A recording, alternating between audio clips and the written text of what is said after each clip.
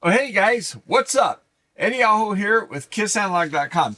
Guys, today I want to show you a very important operational parameter in switch mode power supplies, okay?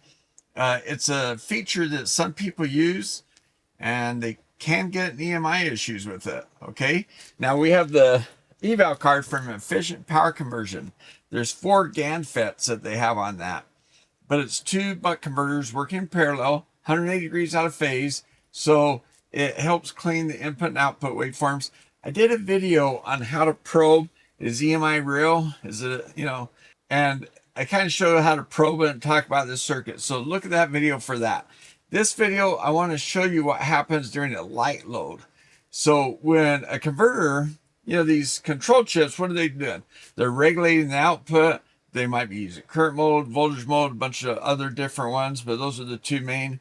They are controlling the FET, switching it on and off, and synchronous FET in this case. So they're doing a bunch of things, soft start, all these cool features and functions. One of the things they do is help you during a light load. So if you're trying to regulate the output, let's say you're trying to pour water into a cup and you want to keep that level right at the top of the cup. Well, as you pour it in, say you put it in pulses, right?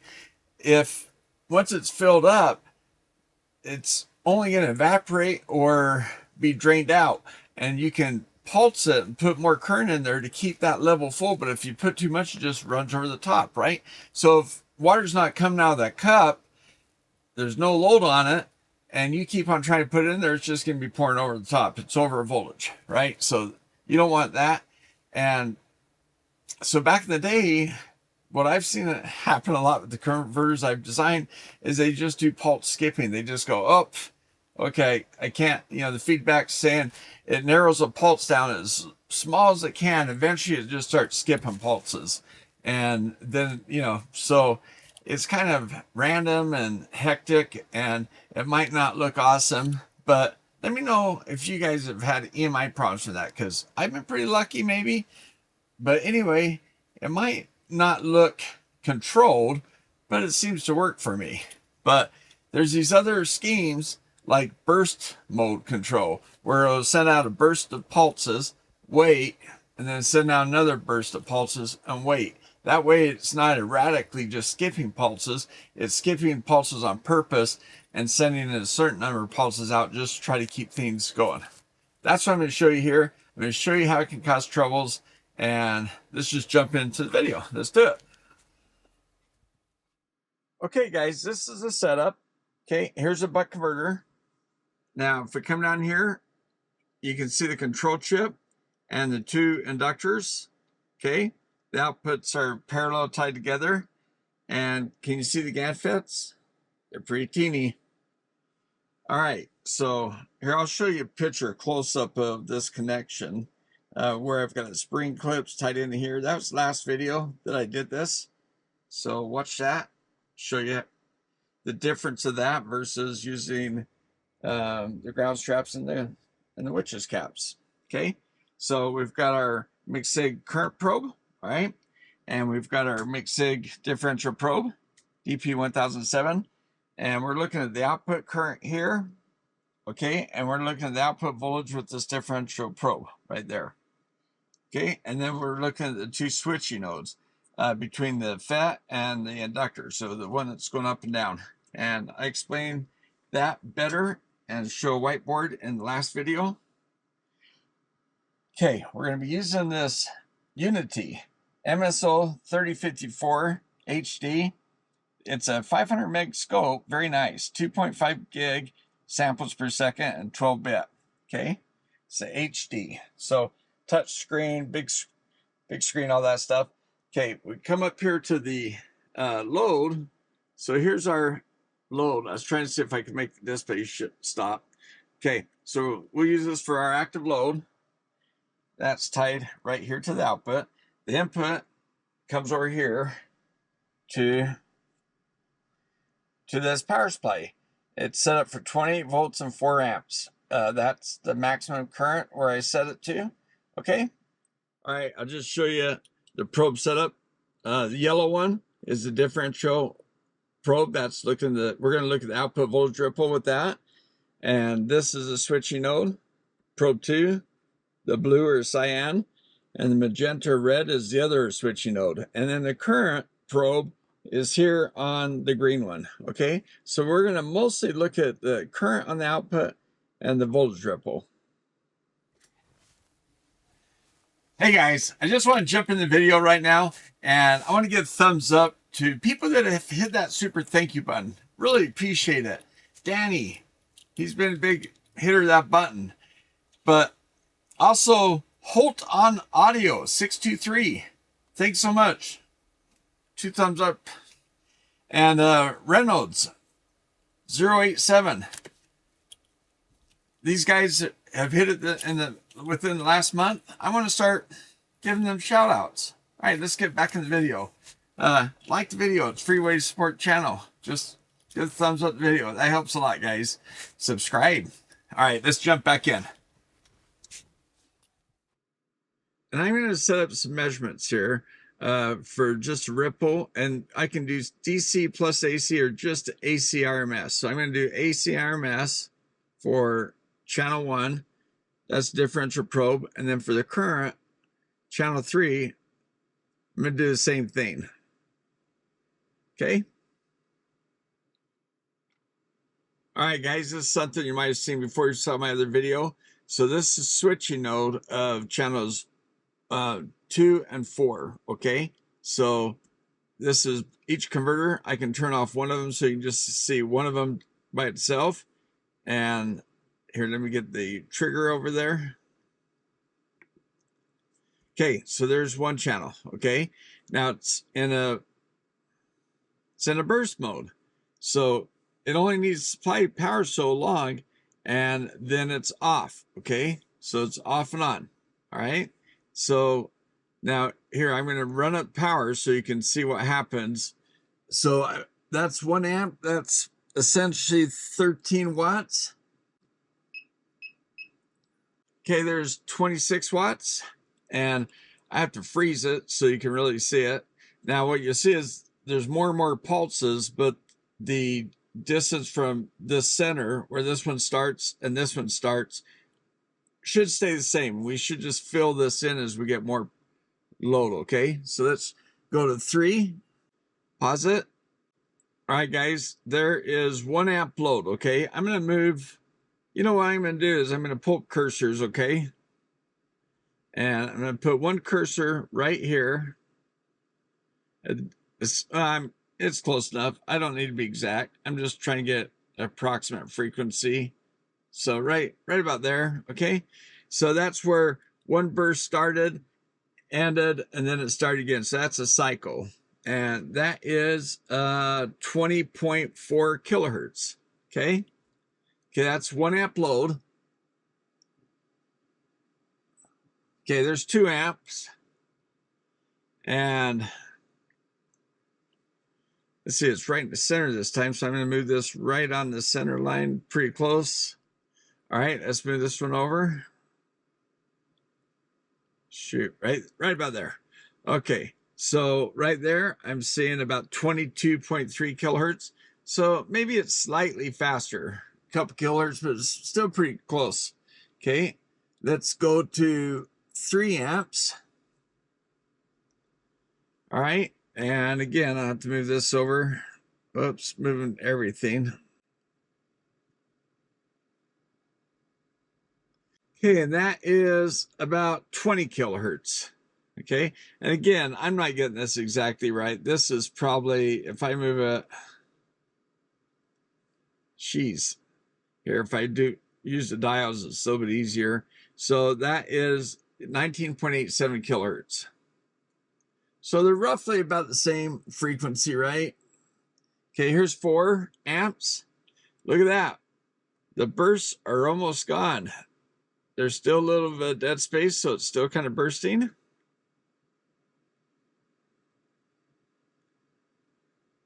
I have to move this window. Okay, so that's about 16. So it's actually slowing down a little bit.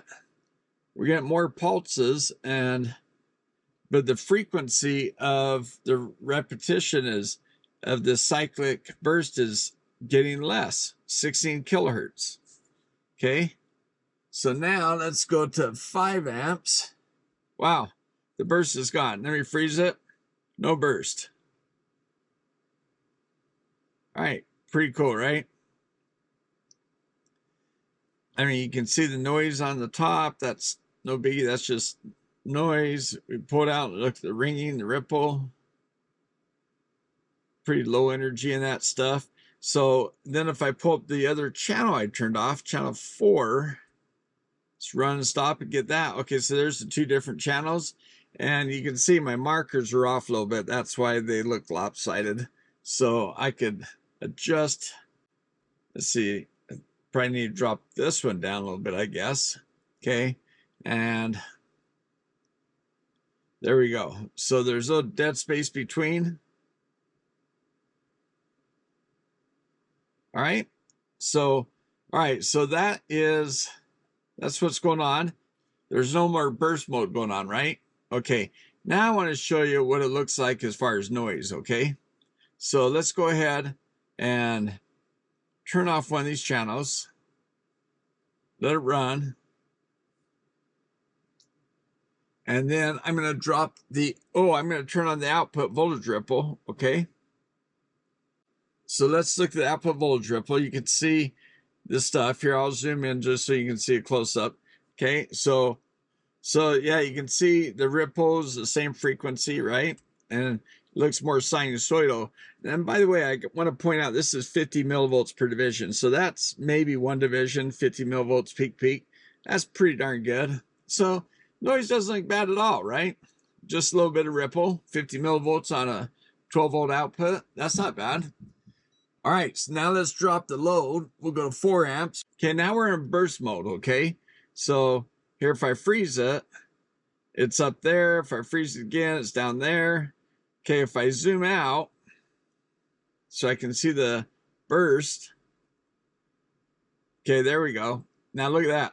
So during the burst, it's charging up, and then when it's off, then it discharges. So that's kind of how the burst mode regulates output voltage. It doesn't want to put too much voltage on, and then when it drains, it doesn't want to go too low, but you end up getting this designed basically high ripple value.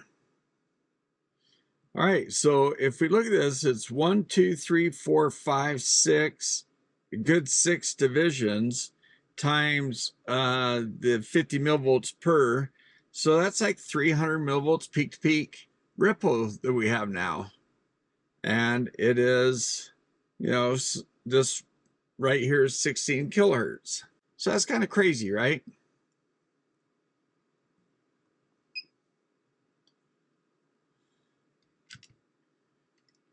All right, let's go to 5 amps. Okay, it stops. Okay, so now over here, oh, by the way, let me read this off. 11 millivolts of ripple, this yellow one. So the output volts is 11 millivolts. That's pretty low. Now let's go back to 4 amps. Just see what we're getting as far as our measurement here. And now we're at 85 millivolts. Okay, so that's a big change, right? So 5 amps, 11 milliamps, 4 amps, we're at 85 or 84. Okay, now let's go to 3 amps, and we're at 75. Here, I'll freeze that so you can get a good look at it. Look at that sawtooth. It charges up the output voltage, the ripple goes up with the pulses and then drops in between. And then that's how this thing's regulating, okay? So here, let's turn it back on and go to 2 amps again. Okay, there's 2. Okay, so it's kind of floated up a little bit, it looks like. So it's a little bit higher up here, a little bit lower down, or not as low down here. So it's 1, 2, 3, 4, 5, about 5.5. Okay, so, guys, I'm going to go to 1 amp. Okay, there's 1 amp. And now this is interesting. It charges up, then it takes this quick discharge, and then it does this weird thing. So, so this looks like 48 millivolts there. Still, it's 4 or 5 times more at 1 amp than it is at 5 amps. So the ripple looks much worse with this burst mode, right? Okay, let's run it again. I'm going to go to 0 amps. Okay, there's 0. Now let's see if we get another burst in there. Oh, look. Now look at the burst. Okay, I'll freeze it so we can do the move my BX over here. Okay, and that is 33 hertz. So, wow, that's crazy, right? So now we got really low frequency ripple, and I would say that's 1, 2, a little bit more than 3 grids here times the 50, so 150 millivolts peak to peak. So there you go. Now that definitely looks worse. Now let's bring up the current. We haven't looked at the current yet. Let's look at current now. I didn't want to fill the screen with too many waveforms going on, okay? But now you've seen that, let's go ahead, run it. Okay, current is way down here because, yeah, there's not much. Look, it's 3 milliamps RMS because we have no load. So there's not much effect there. Not much is going on. Let's go ahead and go to 1 amp. Okay, there's 1 amp. Okay, if I freeze it and then I break it out, we can see the burst modes, right? So I'm going to go ahead and run it again so you get a nice clean picture. And look at that. So, okay, the current, we got this pulse because we're charging during that time, right? So we're set at 50 milliamps per division. So if I go 1, 2, 2.5 divisions, so about 150 milliamps peak to peak, but it's about 100 milliamp positive pulse, and then it drops down. And so you kind of see why there might be a little bit of noise on this, right? Okay, now let's let it run, and let's go to 2 amps. All right, so a little bit more pulse and a little less space between. So now it's starting to look more square wave-ish with, jagged edges. 1, 2, almost about 3 grids. So 150 milliamps. Okay, let's go to 3 amps. Okay, now I'm going to bring the current up.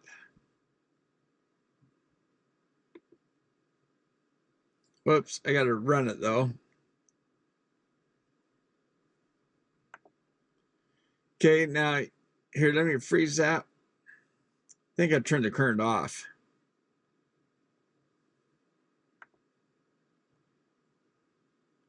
All right, so let's turn off the voltage ripple. We know what that looks like, right? Let's turn off the cyan. Okay, so that's what the current ripple is starting to look like.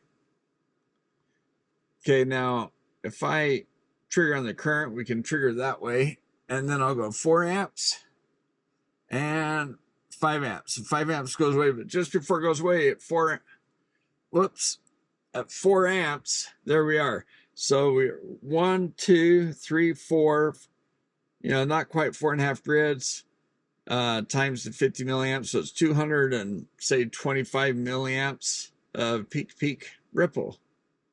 And then when we go to 5 amps, look at that, cleans right up.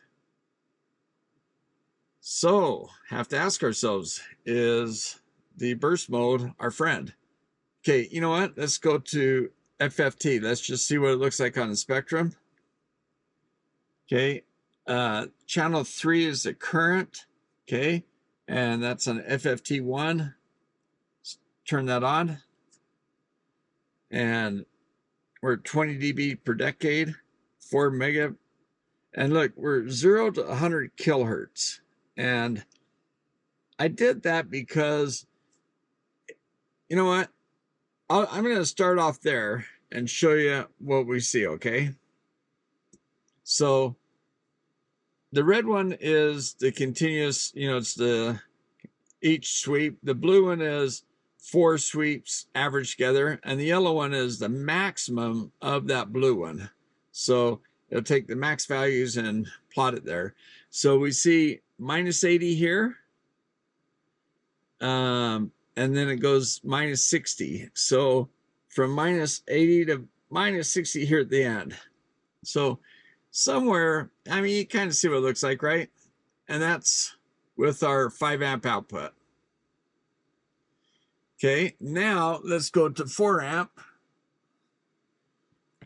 Well, see, now we get this. That's why I did the 100 kilohertz, because remember, this was going to be around 1620 kilohertz. So this is 1020. So that's like that 16 kilohertz stuff. Okay, and that's the fundamental. And then we get these harmonics from it. Again, the yellow is the max average after 4 runs. So look at that. That comes like up around, here, let me turn this guy on, and we'll come to trace, and let's turn on these things. Okay, so this FFT stuff, if we bring it down here, it says 16.8 kilohertz. That's where that marker is right there. And it's minus 29 dB. So that's not so great. Minus 29 dB. Okay, so let's go to 3 amps. Just gets worse, right? Now, these average things, here, I'm going to just turn those off, I think, actually, because we got the blue average. That's good, right?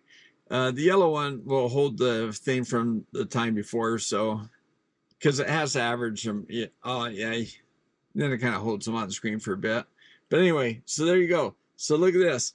Now we're up at minus 27 at 20.96 kilohertz. So let's go to, let's go 2 amps. Wow, minus 32. Pretty much this whole noise floor is around minus 70 right through here. So that's not looking too hot. Okay, that's 1 amp. Okay, minus 60 right through there. Okay, let's turn it off. So there's no load. I mean, I've turned off the output. So the blue one's averaging with the red. So it's right around 60. So that is pretty bad. I mean, it's kind of high noise floor. And if I move this guy out of the way, we can look at our signal. Okay. And we could increase our signal. We could increase the signal right here because we want to use a full 12 bits. That might be off screen. Okay, so, but still, it didn't really change much. It went up a little bit, maybe. Right? And if I get, and this is from 0 to 100 kilohertz. Okay. So let's go back and add a couple amps.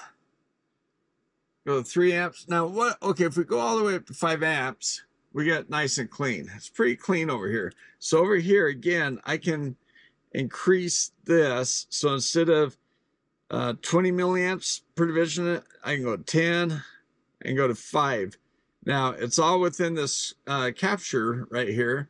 So it looks pretty clean. There's this spike right here. This is 60, 70, around 75 kilohertz. There's a little bit of something there, not sure. Okay, let's go to wider bandwidth on this guy, just for fun. Instead of 100K, let's go to 10 meg.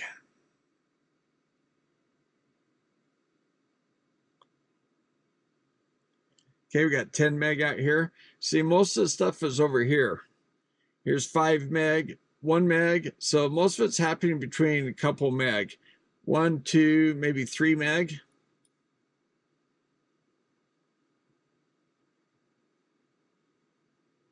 Now, if I drop to 4, okay, I go off the screen here, so let's not do that. Okay, so it's nice to be able to see my signal so I can utilize as much of this as I can, so I can zoom in here. There's something right around the 4-ish meg, but okay, I'm gonna go 3 amp, or yeah, let me go 3 amps. Let's go down to 1. There's 2. There's 1. It's mostly stuff right through here, right? So I could probably limit myself to, say, sweeping to 3 meg to get most of this, even 2 meg to get this stuff. But you kind of see what we're getting to, right? Okay, let's go no load. So it's just some harmonics in here. You can see that 1, 2, 3, 4 spikes, kind of equally spaced.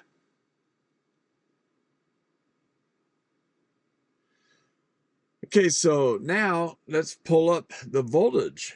Let's go look at the voltage. F2, that's C1. Yeah, that's correct. Okay, 20. Okay, that's all looking good. Let's see, got to turn it on. Okay, we got it turned on. It's right down here. Where is it? Oh, we got to turn on the channel. Okay, there we go. I'm going to turn off the cursor window.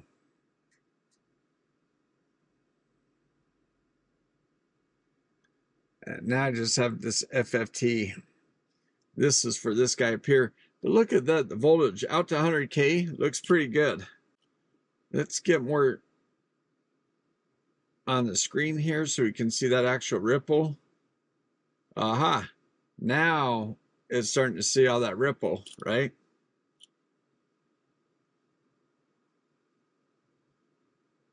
Yeah, this is one of those things that bothers me. When I go into roll, it turns off my FFT. Okay, there we go. So we're just looking at the voltage here, and this is, again, another thing that bugs me is it defaults to 50 decibels. I want 20. Should default to 20, I think. That's what I use. All right, so yeah, so the voltage looks pretty good, even with this, right? So this is really low frequency. It's way down in here. So we're not, it's, you know, it's this stuff over here. You can see the marker. Well, if there is a marker, but yeah, you can see it's mostly over this way. And if here, I'll go up to 1 amp. Okay. Now, all of a sudden we see something, right? So let's go back over here and see why. Okay, that's when that voltage is doing that. Okay, so now we're starting to get this.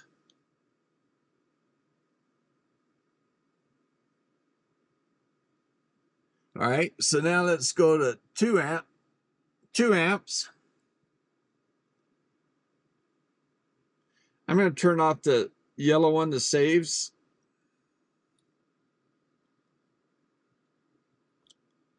That's just kind of in our way, I think. There we go. You can see the blue one. That's average 4 times. Okay, let's go to 3 amps. It's getting a higher peak to peak here, so we're getting a little bit higher right here, and then 4. It's looking a little messy over here. So you can see it's getting pretty bad, right? So this burst mode, maybe it's not our friend. Hey guys, so what do you think? Pretty interesting, right? These modes of operation have been around for a while, and they've bitten some people in the butts, you know, because some smart people, you know, you get these features and you think, oh, that's great. Once you get down to the EMI lab, or it goes into a lab where somebody is taking your board or box and connecting to theirs, and all of a sudden they've got problems. And yeah, and a lot of times it turns out things like this that somebody just didn't fully understand, or didn't really realize that that could be an issue. There's a couple other modes of operation on this. I want to show you those. Okay, I think you're going to like them. One of them is really cool, one I like, and I'll do that in the next video. Okay, we'll just rush through, show you those next video. Let me know if you like this video. Okay, this kind of video. A lot of people want these kind of design videos, or these analysis or these measurement videos, but not as many people watch the videos. So you guys like it, make sure you hit the thumbs up and subscribe. Okay, thanks for watching, guys. And oh, 2 big thumbs up, my YouTube members and my patrons. Appreciate you guys. Thanks for watching. See you next time.